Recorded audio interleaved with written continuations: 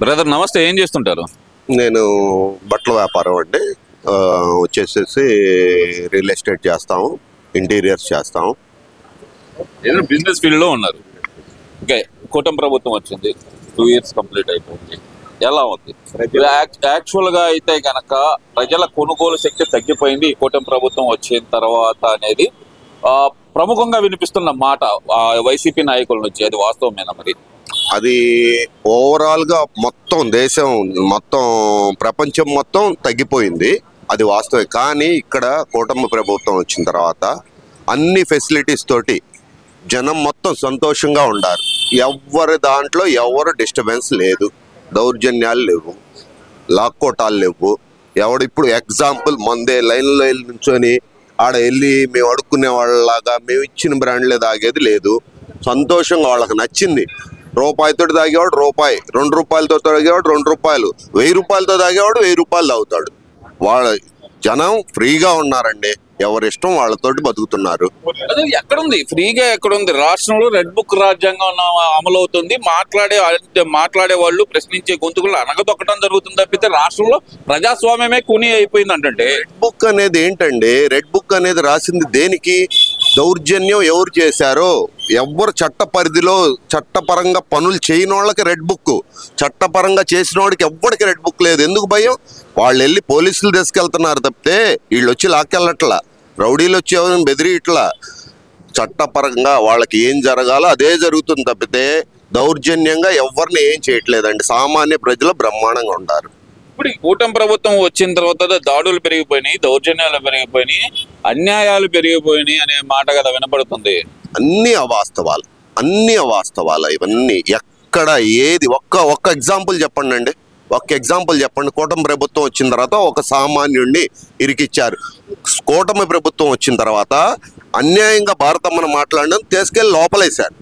ఇది కూటమి ప్రభుత్వం తప్పితే వేరే ఏది లేదు, గుర్తుపెట్టుకోండి. లేదంటారు పేరు నాని మీద అన్యాయంగా కేసు పెట్టారంట. జోగి రమేష్ ఉన్నాడు, ఇటు వచ్చేతలకి వల్లభనేని వంశీ, చెవిరెడ్డి భాస్కర్ రెడ్డి, లేదంటే వీళ్ళందరి మీద అక్రమంగా కేసులు పెట్టి, పిన్నెల రామకృష్ణారెడ్డి, వీళ్ళందరి మీద అక్రమ కేసులు పెట్టి వేధిస్తున్నారని కదా వాళ్ళు చెప్తుంది. పిన్నెల రామకృష్ణారెడ్డి గురించి అసలు మాట్లాడొద్దండి. అతను నర మీద హంతకుడు, అతని గురించి అసలు మాట్లాడొద్దు.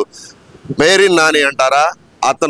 అతనే చెప్పాడు, నా భార్యను వదిలేశాడు చంద్రబాబు, అంత మంచోడు ఇంకొకరు లేరు, పెడితే ఆయన మీద పెట్టండి అయ్యా అన్నారు తప్పితే ఆడవాళ్ళ జోలికి వెళ్ళే ప్రభుత్వం కాదు ఇది. అన్యాయంగా ఇరికిచ్చే ప్రభుత్వం కాదు. ఎవరైతే దౌర్జన్యంగా, ఎవరైతే చట్ట వ్యతిరేకంగా చేశారో వాళ్ళకే శిక్షలు. చట్టపరంగా చేసిన ఏ ఒక్కడికి ఇక్కడ ఏది కాదు. ఈ ప్రభుత్వం ఏం కాదు. ఇండస్ట్రీస్ వస్తున్నాయి అంటే ఈ ప్రభుత్వాన్ని చూసే వస్తున్నాయి. హ్యాపీగా ఉండి ఈ రాష్ట్రంలో ఇంకా 10 కాలాల పాటు ఈ ప్రభుత్వం సాగిద్ది.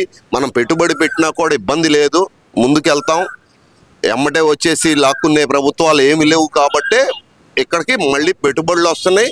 రాష్ట్రంలో రోడ్లు బాగుండే, రవాణా బాగుంది, టీటీడీలో ప్రసాదాలు బాగున్నాయి, టీటీడీకి వెళ్ళే జనం కూడా. అంబటి రాంబాబు ఎక్కడో దాకెందుకు, అబ్బా తిరుపతి అసలు అద్భుతం అన్ని చెప్పాడు అతను. ఇంకేముంది? ఇంకా ఇంకా వేరేదేంది? మీరు ఇన్ని చెబుతున్నారు. ఈ కూటమి ప్రభుత్వం వచ్చిన తర్వాతే వీళ్ళందరినీ అన్యాయంగా అరెస్ట్ చేసి లోపల వేశారు అనే మాట ఇప్పుడు నేనంటాను కదా, జగన్మోహన్ రెడ్డి గారే చెప్పిన మాట. వల్లభనేని వంశీ అందగాడని చెప్పి తీసుకెళ్లి లోపల వేశారంట. మరి ఆయన చెప్పిన మాటే కదా మరి. అవునండి, అందగాడు అంతకుముందు మాట్లాడిన మాటలు, ఆయన చేసిన తీరు, ప్లస్ 151 మంది ఉన్నారు వాళ్ళ ఎమ్మెల్యేలు, ఎవరిని తీసుకెళ్ళలేదే. ఎవడైతే ఈ అన్యాయంగా మాట్లాడారో, అన్యాయం పనులు చేశారో, స్కాముల్లో ఇరుక్కున్నారో, భూములు దొబ్బేశారో, జోగి రమేష్ ఏముంది ల్యాండ్లో ఉన్నాడు పాపం. వాళ్ళ అన్ని ల్యాండ్స్ అన్ని ఏదో వివాదంలో ఉన్నాయి. వాళ్ళ అబ్బాయి ఉన్నాడు స్కామ్స్ లో ఉన్నారు కాబట్టి తీసుకెళ్లారు తప్పితే లేని వాళ్ళని ఒక్కరిని కూడా టచ్ చేయలా. ఏ ఎమ్మెల్యేని టచ్ చేశారండి? ప్రశాంతంగా ఉన్న ఏ ఎమ్మెల్యేని టచ్ చేశారు? ఎగ్జాంపుల్, ఓరక మందు శాఖ మంత్రి ఎవరు? అతన్ని ఏమన్నా అన్నారా? ఎవరిని? చెవిరెడ్డి భాస్కర్ రెడ్డిని ఎందుకు తీసుకెళ్ళారు? వాడి పేరుకి ఉత్సవంలా విగ్రహంలాగా వాళ్ళని పెట్టారు. మొత్తం నడిపింది వీళ్ళే. జరిగింది కూడా ఎక్కడ? మన నెంబర్ 2 వాళ్ళ ఇంట్లోనే జరిగిందని అతనే చెప్పాడు. ఇంకేంది దానికి? వాళ్ళే చెప్పి వాళ్ళే ఇచ్చేసి మా మీద కేసులు వద్దు. అది ప్రభుత్వం అన్యాయం జరిగింది, లేకపోతే ప్రభుత్వానికి నష్టం జరిగింది, ప్రజలకు అన్యాయం జరిగిందంటే దానికి రియాక్ట్ అయ్యిద్ది. అంటే నిన్న కూడా చెప్తున్నారు జగన్మోహన్ రెడ్డి గారు, ఎల్జీ పాలిమర్స్ అప్పుడు మేము ₹1,00,00,000 ఇచ్చాము, మీరు వైజాగ్ మృతులకి ₹1,00,00,000 ఎందుకు ఇవ్వలేకపోతున్నారు? మీరు మీ చేతగానే తనమే కదా, నేను అధికారంలోకి వస్తే నేను ఇస్తాను నాకు ₹1,00,00,000 అంటున్నారు. మరి ఆయన అది ప్రైవేట్ది, ప్రైవేట్ వాళ్ళు అతనిచ్చిన హామీలు ఎన్ని ఉన్నాయో అసలు తెలుసా? జగన్మోహన్ రెడ్డి అతను ₹1,00,00,000 ఇచ్చారు, హాస్పిటల్ కడతా అన్నారు, విడోళ్ళకి 10,000 ఇస్తా అన్నారు, ఇచ్చారా? దాని గురించి వాకౌట్ చేశారా? ఒక్క నెరవేరిందా? ఒకటే ఆ ₹1,00,00,000 కాకుండా ఒక్కటి నెరవేరిందా? ఇక్కడ 1,75,00,000 ఇస్తాము, ప్లస్ వాళ్ళకి ఇంక ఇళ్ళు కావాలంటే ఇళ్ళు కడతాము అని చెప్పేసేసి లోకేష్ బాబు నెంబర్ 2 అంటే కాబోయే సీఎం అన్నట్టుగా ఈ తెలుగుదేశం పార్టీలో అతన్ని కొంచెం స్థాయి పెరిగింది అతనిది. అతనే వచ్చి చెప్పాడు, ఏమని? వచ్చి చెక్కిచ్చి దులుపుకొని వెళ్ళటానికి రాలా మేము, వాళ్ళ మంచి చెట్లు స్పాట్లో 24 గంటల లోపు వాళ్ళకి ₹25,00,000 జమ చేశారండి. వాళ్ళు వెళ్ళి బాగోగులు చూశారు, దీని నుంచి అంత వస్తాయి, దాని నుంచి అంత వస్తాయి. దాదాపుగా కాంట్రాక్ట్ ఎంప్లాయీకి ₹1,00,00,000 దాకా రావచ్చు, పర్మనెంట్ ఎంప్లాయీ 1,75,00,000. అయినా కూడా వాళ్ళ కుటుంబాలకు ఏంది, చదువులు ఉన్నాయి, వాళ్ళని ఎలా టేక్ కేర్ చేయాలి? ఇళ్ళు లేని వాళ్ళకి ఏం ఇల్లు అయినా అవకాశం ఉందా? చేద్దామని చెప్పేసి వచ్చిన వాళ్ళు తప్పితే ఏడ ఎవ్వరూ శవరాజకీయాలు చేయటానికి రాలేదు. రాజకీయాలు చేయడానికి రాకపోతే మరి నారా లోకేష్ గారికి అంత అసహనం ఎందుకు వచ్చింది? అక్కడ కార్మిక సంఘ నాయకులు ప్రశ్నిస్తుంటే అంత అసహనం చెందాల్సిన అవసరం వచ్చింది అంటున్నారు. కార్మిక సంఘ నాయకులు ఓకే అండి, పాత ప్రభుత్వం ఉంది, దాదాపుగా 3 ఏళ్ల పాటు వాళ్ళు ఉద్యమం చేశారు. కార్మిక నాయకులు సిపిఐ వాళ్ళు ఓకే. అతనికి ఎందుకు అసహనం వచ్చింది? ఆ కార్మిక నాయకులు అప్పుడు ఏమన్నారు, ఇప్పుడు ఎందుకు లెగుస్తుంది వాళ్ళకి? బాబు మంచోడు, వీళ్ళు ఏమి ఇది చేయరు. అసలు ఇది ఎవరిది? కేంద్రాంది. అయినా కూడా రాష్ట్రం ఎందుకు వస్తుంది చేయటానికి? మన రాష్ట్రానికి ఆంధ్రుల హక్కు ఇది, విశాఖ ఉక్కు ఆంధ్రుల హక్కు కాబట్టి ఇది ప్రెస్టేజ్గా తీసుకొని ప్రభుత్వం దీన్ని దగ్గరుండి టేక్ కేర్ చేస్తుంది. మీ ఇంట్లో వాళ్ళు చనిపోలేదు కదా అని మాట్లాడటం ఎంతవరకు సవ్వో అనే మాట అయితే అంటున్నారు. కాదు, కట్ అండ్ పేస్ట్లు వద్దండి. ఇక్కడ మీ ఇంట్లో వాళ్ళు చనిపోతే తెలిసిద్ది నీకు బాధ అని అన్నదే తప్పితే ఇక్కడ ఎవ్వరు కించపరచడానికి మాట్లాడాల. వాళ్ళు వచ్చి ఆ బాధలు వాళ్ళు పడే వాళ్ళకి తెలిసిద్ది, మీకు తెలియదు కదా నొప్పి. అతను ఏడుస్తా ఒక రకంగా అసలు ఆయన వచ్చిందేంది, ఈ మన జగన్ వచ్చిందేంది, జై సీఎంలు ఏంది? ఎడా ఎవరు సీఎం? చంద్రబాబు. జై సీఎం ఏంది, జై పిఎంలు ఏంది? ₹100 ఇచ్చి 350 బిర్యానీలు పెట్టి ఆడవాళ్ళని తీసుకొచ్చేసి ఇదేమన్నా ర్యాలీలా? ఎక్కడికి వెళ్ళింది నువ్వు? ఒకరు చచ్చిపోయారు, వాళ్ళని పరామర్శించడానికి వెళ్ళావు, నువ్వేదో విజయోత్సవ సభల్లాగా వెళ్ళేది ఏంది?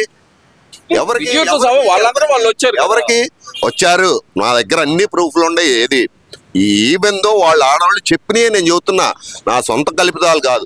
రావద్దని ఎవరు అన్నాం.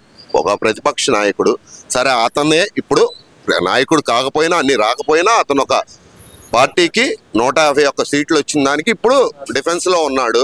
రావాలా, విమర్శలు చేయాలా, సబ్జెక్ట్ తెలుసుకోవాలండి. అతను ఎవడో చెప్పాడు ఏదో చెప్పింది కాదు, పూర్తిగా అవగాహన చేసుకొని వచ్చిన దాన్ని ఏదన్నా నిజంగా సలహాలు ఇవ్వాలైతే ఇస్తే ప్రభుత్వం కూడా ఆ సలహాలు తీసుకునేది. కాదని అన్నాం. జగన్ రెడ్డి ఏమన్నా జగన్మోహన్ రెడ్డి అంటున్నాడు కదా, నేను అధికారంలోకి వస్తే నేను ఇస్తాను ₹1,00,00,000, వీళ్ళు ఇచ్చేది బోర్డు అంటున్నారు.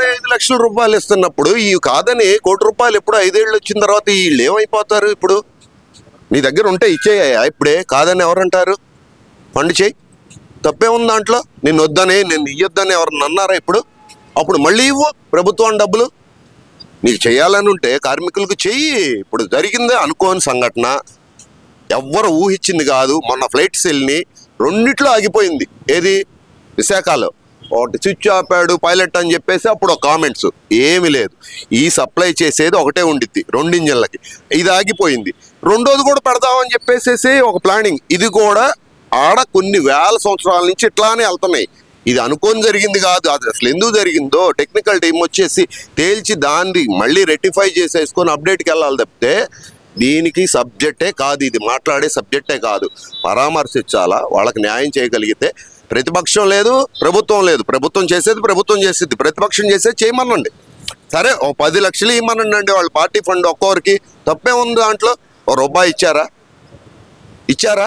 మరి ఈయనప్పుడు ఎందుకండి ఊరక వచ్చి జనాలను విజయోత్సవం చేస్తే కాదని అన్నాం. చేస్తే చాలా మంచిది. కార్మికులకు ఏదన్నా చేసి ప్రభుత్వానికి ఒక సలహా ఇచ్చి ఇది పాటించు, అది మంచిది అయితే పాటిస్తుంది. ఏందంట దాంట్లో? అసెంబ్లీకి ఇప్పుడు 11 మంది అసెంబ్లీలో ఉన్నారండి.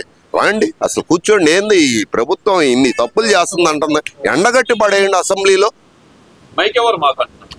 మైక్ ఇవ్వండి ఏందండి, 11 మందికి ఇప్పుడు ఎంత మైక్ ఇవ్వాలో సమయం అంత ఇస్తారు. లేదు సరే ఓకే, నువ్వు పాత ఒక సీఎంవి హోదాలు నీకు ఇంకొక అరగంట ఇస్తారండి. ఇవ్వకుండా మొత్తం మైకు నేనే మాట్లాడతానంటే ఇప్పుడు 164 మంది వాళ్ళు ఉన్నారు, వాళ్ళకి సమయం ఉండిద్ది కదా. మీరు అలా ఎలా అంటారు? ఇప్పుడు పోయినసారి మీరు అన్నారు 4 లాగేస్తే నీ ప్రతిపక్ష హోదా ఊడిపోయింది చంద్రబాబు, ఏమనుకుంటున్నావు నువ్వు అని అన్నావు. మీకు తెలిసిందే కదా అంది, అసెంబ్లీలోనే కదా అంది, మీరు బయట కాదు, మీరు అంది అసెంబ్లీలో రికార్డెడ్ వాట్స్. మరి మీరు ఇప్పుడు ప్రతిపక్ష నేత కావాలంటున్నారు, ఎలా ఇస్తారండి? ఓకే, ఫైనల్ కంక్లూజన్ అనుకోవచ్చానండి. ఆయన జగన్మోహన్ రెడ్డి గారు అంటే ఏంటంటే ప్రజల్లో పూర్తి వ్యతిరేకత ఉంది, 2029 నేనే అధికారంలోకి వస్తాను, నేను వస్తే 2.0 పరిపాలన చూపిస్తాను అంటే. వస్తే మంచిదేనండి, ప్రజలు ఓటేస్తే మంచిదే. ఏ ప్రభుత్వం రాకూడదని ఎవరం కోరుకోము. నువ్వు ప్రజల మన్నలను పొంది రా, తప్పే ఉంది దాంట్లో. వీళ్ళు మనల్ని పొందితే వీళ్ళు వస్తారు, మీరు వస్తే మీరు రా. ఎవరికి వచ్చినా సేవ చేయడానికే కదా ఎవరు వచ్చినా చేసేది. ప్రజల కోసం రావాల్సింది తప్పితే, సేవ చేయటం కోసం రావాల్సిందే తప్పితే మీ హంగు ఆర్మార్టాల కోసం ఎవ్వరు రారు. ఎడా పిఎం అయినా సేవే, సీఎం అయినా సేవే చేసేది. రాండి, ప్రజలను మెప్పించి ఖమ్మంగా రాండి, హ్యాపీగా పరిపాలించండి. తప్పే ఉంది, రాజ్యాంగం ఇచ్చిన హక్కు ఇది, అంబేద్కర్ రాశాడు. ఎవరైనా ఎక్కడైనా ప్రజా జీవితంలో సేవ చేయడానికి రావాల్సిందే.